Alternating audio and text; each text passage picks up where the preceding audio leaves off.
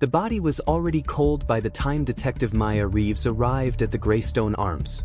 She had gotten the call at 11:47, pulled herself out of the chair where she'd fallen asleep over case notes, and driven the 12 minutes to Caldwell Street with one hand on the wheel and a bad feeling she couldn't explain. The building's entrance was already taped off, a single patrol car idling at the curb, its red and blue light turning lazily in the October rain. Her partner, Detective Conrad Hale, was waiting for her just inside the lobby. "Talk to me," she said. "Victim is Marcus Webb, 41. Hale handed her a photograph from his jacket, the man's employee ID badge, she'd realize later. Logistics coordinator. Lives in 4A. He was already moving toward the elevator, walking with the unhurried precision of a man who had seen enough crime scenes to know that rushing changed nothing. Neighbor called it in. Lives in 4C. Blind woman. Says she heard it happen. Heard it through the shared wall. Maya stepped into the elevator beside him. She get anything useful? I haven't talked to her yet. He pressed 4. Wanted us to do it together. That was Conrad Hale in a sentence, she thought. He could have gone ahead. He always waited. Apartment 4A told its story in the wrong order. The lamp was on the floor, still lit, casting a lopsided amber glow across the hardwood. A ceramic ashtray lay in pieces near the kitchen doorway. Marcus Webb was face down near the couch, his left arm extended like a man pointing at something only he could see. Hale crouched beside the body with a penlight, systematic and unhurried. Maya moved to the window, locked from the inside, then to the door. No scratches on the deadbolt. No marks on the frame. He let them in, she said. Agreed. Hale stood and swept the room with slow, deliberate eyes. No robbery. Wallets on the counter, cards inside. This was specific. What do we know about Webb? Hale's expression shifted slightly, the look of a detective whose instinct had just connected to a fact. Logistics. But I ran his name on the drive over. He paused. He was flagged 3 months ago as a potential cooperating witness in a federal case. Port trafficking. Maya looked at him. How flagged? Very, he said. She looked back at Marcus Webb. A man who had agreed to talk, she thought. And now he never would. Elena Vasquez had her door open before they knocked. She was a small woman in her mid-50s, silver-haired, with the particular stillness of someone who had learned to hold the world through sound and touch and memory. Her apartment was immaculate, not a chair out of place, because disorder, for her, was a different kind of darkness. Come in, she said. I've been waiting. They sat at her kitchen table. Hale had his notepad open, pen moving before Maya even spoke. She had always appreciated that about him. He wrote things down before you knew to ask for them. Elena walked them through it without being prompted. The door in 4A opening at 9:41. She knew the time because her talking clock had just announced 9:40. 2 sets of footsteps inside the apartment. One familiar, Marcus Webb's, and one that wasn't. Heavier, deliberate, the kind of walk that belonged to a man who had thought about how he moved. Only one of them spoke, she said. Marcus. He sounded afraid. She folded her hands on the table. And then he said something very clearly. 4 words. You promised me this. Maya's pen stopped. And then, something breaking. Heavy. Then nothing.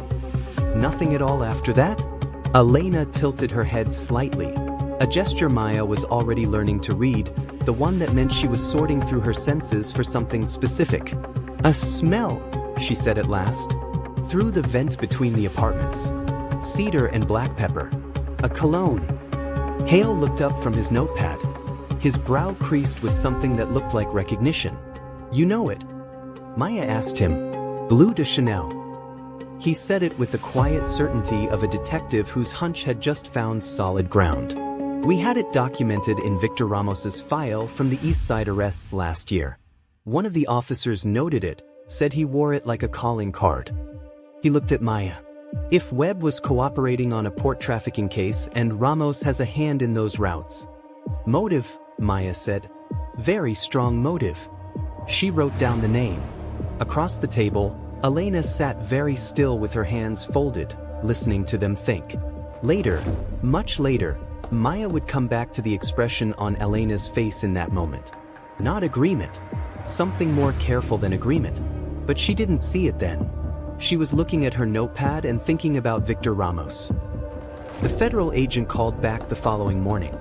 His name was Briggs, and he had the voice of a man who spent most of his life delivering difficult information at a careful volume. Webb's cooperation had been arranged quietly, he explained, nothing formally logged, nothing on paper yet. The plan had been to bring him in the next morning for his first recorded statement. He was killed the night before, Maya said. The pause. Yes. Who knew about the arrangement? On our end, 3 agents. On his end, he told us he'd confided in no one.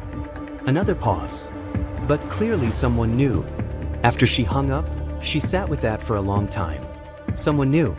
Someone Webb had trusted enough to open his door for, late at night, without hesitation. She brought it to Hale in the precinct kitchen. He took it the way he took everything, without drama, without rushing, letting it settle into the picture he was building. Ramos has informants on both sides of the law, he said. If Webb said a word to anyone, a friend, a neighbor, anyone, it would have moved through his network before Webb even got home. He looked at his coffee. We build what we can prove. Start with Ramos. She nodded. That was the job. Start with what you can prove. Over the next 4 days, the case against Victor Ramos took shape with a momentum that felt, to Maya, like momentum always felt when a case was finally cracking, like standing in a current instead of pushing against one. Officer Darnell Cross brought her the first break. He was a precinct colleague she had known for 8 years, one of those reliably present people who always seemed to have the right information at the right time. A confidential informant had placed Ramos in a phone call the week before Webb's death, referencing a port problem that needed to be permanently handled. Cross delivered the tip with the directness of someone who understood the stakes and wanted the case closed as much as she did. Then Hale found the burner phone. It surfaced during a search of a storage unit connected to one of Ramos's known associates, located in a false bottom toolbox, which was exactly the kind of place a careful man hid things he intended to deny. The messages on the phone were oblique in the practiced way of people who believed caution made them untouchable, but forensic linguistics matched the phrasing to prior communications from the Ramos network. And one of the unregistered numbers had pinged a cell tower 2 blocks from the Greystone Arms at 9:38 on the night Marcus Webb died. This put someone from his organization at the scene, Hale said. His voice was level, but there was something in his eyes, the quiet brightness of a detective who had done the work and watched it pay off. Ramos ordered it, Maya said. Someone else executed it. We'll find the someone else. But this, he held up the evidence bag. This is enough to bring him in. They brought Victor Ramos in on a Tuesday, and he was exactly what Maya had expected, composed with the specific composure of men who had sat in interview rooms before and memorized the geometry of them. His lawyer arrived in 12 minutes and shut down the interview cleanly. But the damage was done, because Ramos's face when they showed him the burner phone was not the face of a man being confronted with a mistake. It was the face of a man doing arithmetic. Maya drove home that night feeling, for the first time in weeks, like the ground was solid. The alibi arrived 48 hours later like a wall. A hotel manager in Atlantic City. 230 time-stamped photographs from a casino loyalty system. The sworn statements of a private security detail who had been with Ramos from 6 in the evening until 2 in the morning on the night Marcus Webb was murdered. He hadn't been near the Greystone Arms. He hadn't been in the city. The lawyer used the words, manufactured investigation, and history of targeted harassment, and Maya sat in the conference room afterward and listened to the words settle into the silence, and she thought about the burner phone and the informant tip and the way the evidence had arrived, piece by piece, like a package already addressed. Something cold moved through her. She didn't name it yet.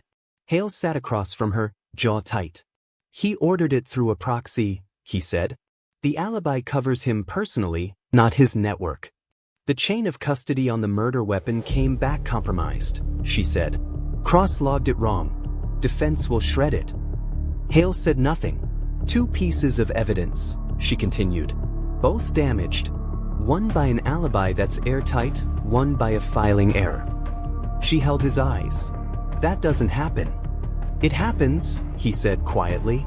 It happens when we push hard and move fast. We're human, Maya. She looked at him for a moment. I don't rush my paperwork. No, he said. You don't. He stood and moved to the window. The afternoon light was low and golden, the kind that made everything look like a memory rather than a moment, and she watched his reflection in the glass, his hands loose at his sides, his shoulders set at the careful angle of a man who had decided what his face would do and was holding it there. She filed it somewhere she couldn't yet name, under a heading with no words. We go back to basics, he said. Elena. The timeline. There's more in this case. There always is, she said, but she was watching his reflection when she said it. She went home and couldn't sleep. She sat at the kitchen table with a glass of bourbon she didn't drink, still in her jacket, and on the shelf across the room was the photograph she always eventually looked at in the hard moments.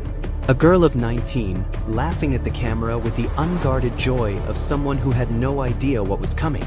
Maya's sister, Jenna. Jenna had disappeared from a parking lot in 2004. The detective assigned to the case had been tired and overworked and wrong, and he had closed it as a voluntary runaway within 6 weeks. Maya had been 17. She had sat across from that man, a coffee stain on his tie, a stack of other files on his desk, and she had watched him decide that Jenna's life was not worth the trouble of looking harder, and something had turned to stone in her that had never gone soft. She became a detective because someone had to look. Because the difference between a case closed and a life accounted for was almost always a single person who refused to file it away. She looked at Jenna's photograph for a long time. Then she thought about a burner phone found in a false bottom toolbox.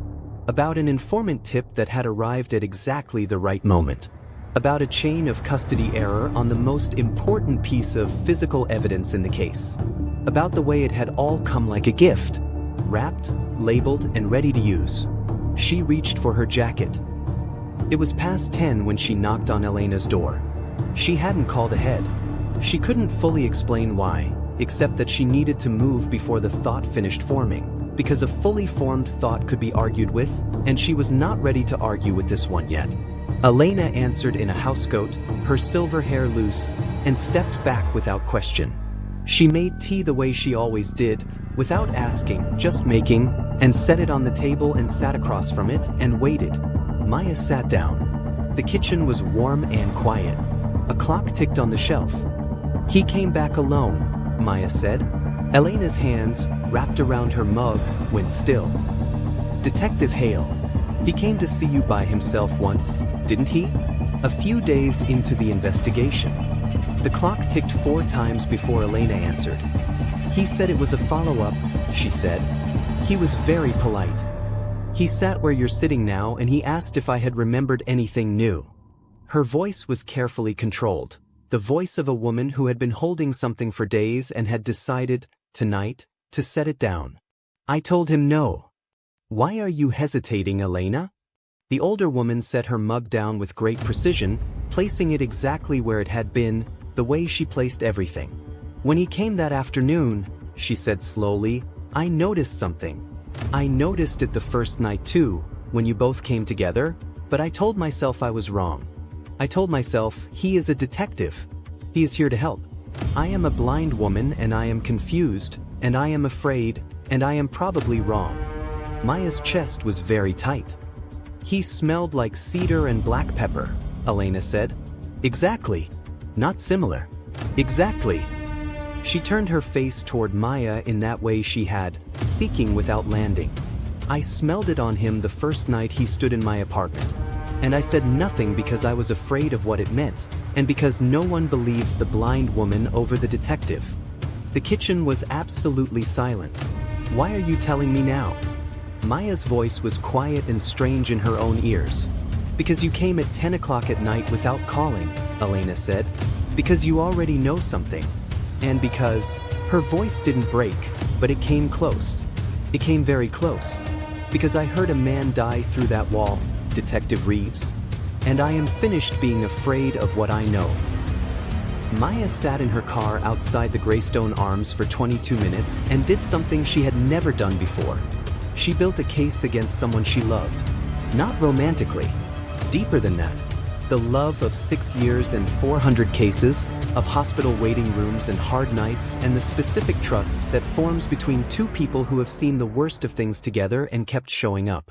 She built the case the way he had taught her to build cases, because he was the one who had taught her, and even now, with her hands trembling slightly against the steering wheel, she could hear his voice. Start with what you know.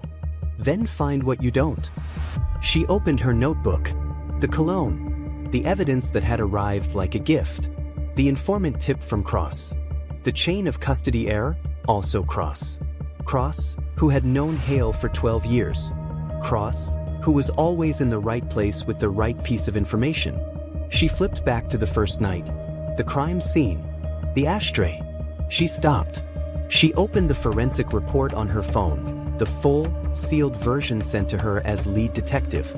She searched for the word. Found it. Blunt force trauma consistent with a ceramic object. Recovered fragments indicate ashtray-type construction.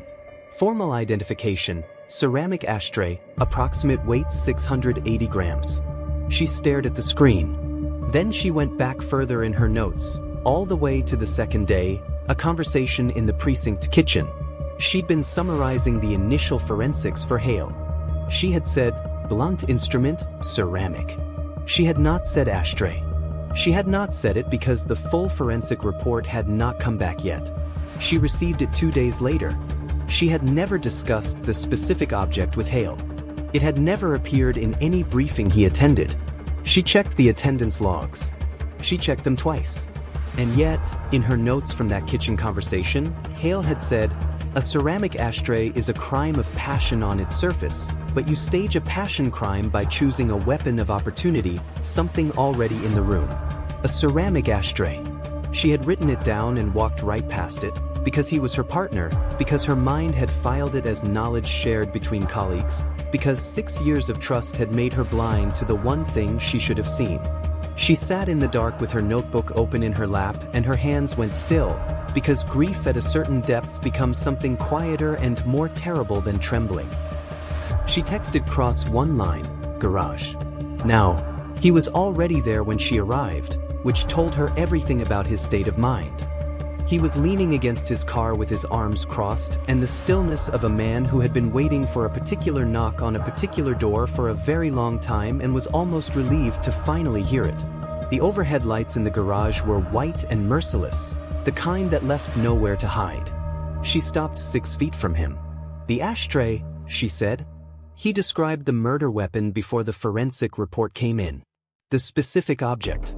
I never told him. No briefing mentioned it. Cross looked at the floor. The informant tip, she continued. The chain of custody error. The footage. All of it came through you. He said nothing. His jaw worked. Darnell. Her voice cracked on his name, just once, because she had known this man for 8 years. She had been to his daughter's birthday. She had covered his shifts when his wife was sick. Tell me I'm wrong. He looked up. His eyes were wet. I can't, he said. She absorbed it, held it, let it settle into the picture. Why? She asked. 4 years ago I pulled over Senator Aldridge's son, he said. The kid had 2 grams and I froze.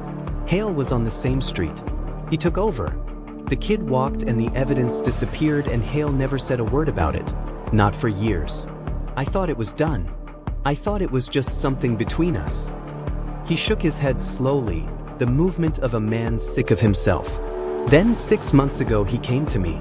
Said he needed small things. Pull a record here, redirect a file there. And I told myself it wasn't hurting anyone. He told you Ramos was guilty, Maya said. It wasn't a question. He said we were just helping the evidence catch up to the truth. Cross's voice had gone flat with the specific flatness of a man who knew exactly how hollow his own words were. I needed to believe that. So I did. Marcus Webb had a 9-year-old daughter, Maya said. Her name is Cora. Cross flinched as if the name had weight. Full written statement, she said. Everything. Tonight. She turned to leave. And Cross. She stopped without looking back. You have a daughter too. Remember that and do not make this worse. She walked out into the rain. What Maya understood about Conrad Hale, she had gathered the way you gathered anything about a private man, accidentally, in the unguarded spaces between cases. He had grown up in Dennisville, a waterfront neighborhood that shipped goods and asked no questions. His father worked the docks. His uncle managed the books. By the time Hale was 17, he had already learned what most people took decades to discover, that institutions had two faces, that law and order were not the same thing, and that the only safe place to stand was close enough to power to be useful to it. He had joined the force with real intention. She believed that the record proved it, 12 years of it, commendations and closed cases and courtroom testimony that had put men away who deserved to be put away. But somewhere in the middle years, the line between controlling a situation and corrupting it had blurred so gradually that she suspected he no longer remembered crossing it. He had started feeding information to the Port Network 3 years ago, not for money but for something more dangerous. The feeling of being the indispensable man, the one who held the lever, the one who made the math work. When Marcus Webb threatened to make the math not work, Hale had solved for it the only way he knew how. He had chosen his patrol route carefully. He had arranged the shift himself. He had a key copied from a landlord who owed him a favor, and he had built Victor Ramos's frame over 6 patient weeks. The burner phone, the informant tip through Cross, the planted weapon. He had thought of everything, except a blind woman who slept with her bathroom vent open in October. She found him at his desk at midnight. This was not unusual for Conrad Hale. He was reviewing the web case file, still working it, she noticed, still performing the shape of a dedicated detective hunting a killer, and he looked up when she approached with the easy openness of a man who had nothing to hide, because performing nothing to hide was the thing he did best. She sat across from him. She set her notebook on the desk between them, open to the page where the word ashtray was circled in blue ink. He looked at it for a long moment. Then he looked at her. His face did something she had never seen it do in 6 years. It went still in a different way, not the stillness of composure but of something breaking beneath a surface held together by discipline alone. "Maya," he said. "You described the murder weapon on day 2, she said. Her voice was flat and steady and cost her everything to keep that way. Specifically, a ceramic ashtray. The forensic report didn't land until day 4. I never told you. No briefing covered it." She watched him. Elena placed the cologne from the first night and stayed quiet because she was afraid. "Cross gave me everything an hour ago." The precinct hummed quietly around them. Somewhere across the room a phone rang and was answered by someone who wasn't watching. "I've been building cases for 9 years, she said. "You taught me how." The silence between them was the longest of her life. When he finally spoke, his voice was low and without any performance in it, the first time she had heard it that way. "Webb's testimony would have produced 3 mid-level arrests," he said. 3 men replaced within months and everyone above them walks free. "I have watched it happen, Maya. For times. You burn a man's life down for convictions that don't survive appeal. You burned a man's life down," she said, "so yours could continue." Something crossed his face that she recognized, painfully, as genuine. She had always been able to tell when Conrad Hale was in real pain. She wished, in this moment, that she couldn't. "His daughter's name is Cora," she said. "She's 9. I looked her up because that's what I do. Because somebody has to look." Her voice caught just once on the last word. "Stand up." He didn't move for 3 full seconds. Then he stood, slowly, deliberately, and he turned and he put his hands behind his back, and she closed the cuffs around the wrists of the man who had taught her everything she knew about this job. The sound of the ratchet was very small in the quiet precinct. She felt it like something irrevocable becoming permanent, which was exactly what it was. He was walked out without speaking. She watched him go. She watched until the door closed, and then she sat back down at her desk, alone in the half-lit room, and she stayed there for a while. 6 weeks later, Maya Reeves sat on the hood of her car in the precinct parking lot at dawn with a cup of coffee going cold in her hands, looking at the building she had worked in for 9 years as though it had become something slightly different from what it used to be. Darnell Cross had given his full statement and was cooperating with internal affairs. She did not know what to feel about that. She knew what she was supposed to feel and she knew what she actually felt, and the gap between those two things was wide enough to live in, and she suspected she would be living in it for a long time. Hale's trial date was set. His lawyers were building something around systemic corruption and moral necessity, and it would be a real argument made by people who were very good at making arguments, and she would sit in that courtroom and listen to it, and she would remember a man standing in a doorway at midnight with his wrists behind his back, looking at nothing in particular, in the way of someone who had finally run out of math. She would not forgive him. She would not stop understanding him. Those two things would live in her like two things that could not occupy the same space and had no choice but to try, and she had accepted that this was simply the cost, not of the job, but of the specific version of herself that the job had required her to become. She got off the hood. She went inside. She sat at her desk and she opened a new file, a missing person report, a young woman, filed by a younger sister who had come in at 7 that morning and sat across from the duty officer and waited, quietly and desperately, to be seen. Maya read the name twice. The way she always did. She picked up her pen. She began to look. If this story kept you locked from start to finish, smash that like button and let me know in the comments. Subscribe and hit the notification bell so you're the first to know when the next one drops. New stories, new cases, same energy. I'll see you in the next one.